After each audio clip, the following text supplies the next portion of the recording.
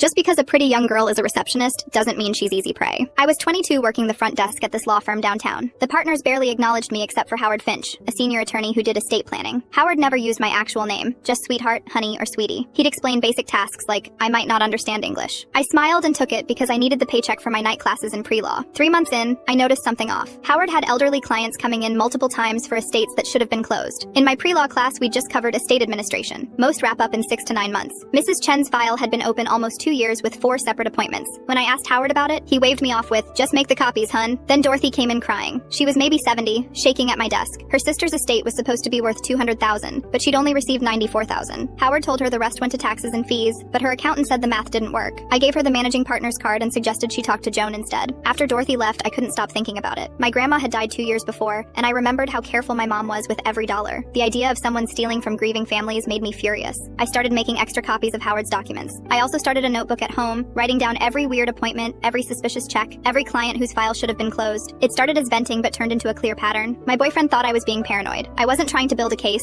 I was just angry, and Howard made it easy because he didn't think I could connect dots. The breaking point was Mr. Kowalski. He came in with his son for an appointment Howard canceled last minute, the second cancellation after a 3-hour drive. The son vented to me while I got them coffee. His mom's estate had been open 14 months with no final accounting. I suggested he request a full audit. He asked why a receptionist would say that. I shrugged and said my mom had to do one for my grandma's estate. 2 weeks later, he came back with an outside attorney and bank statements showing missing money. They met with Joan for 2 hours. When they left, Joan looked sick and called an emergency partner meeting. Howard came in the next morning acting totally normal. Still smiled, still called me sweetheart. He thought it would blow over. 2 days later, Joan called me into her office looking exhausted. She asked if I'd noticed anything unusual about Howard's cases. I admitted I'd been keeping notes. Her expression changed. She told me to bring them in. During lunch, I grabbed the folder from under my bed. 6 months of documentation, copied documents, my notebook with dates and amounts, a spreadsheet tracking problematic clients. When I showed Joan, she stared at everything. She asked why I kept all this. I said I'm studying pre-law, something felt wrong, and I couldn't ignore it. Joan asked if Howard knew. I almost laughed. Howard thinks I'm too stupid to understand what I'm looking at. Joan's jaw tightened. He has no idea who you are, does he? 3 days later, investigators from the state bar showed up, then police. The firm's forensic accountant found discrepancies going back years. Howard had been skimming from elderly clients' estates,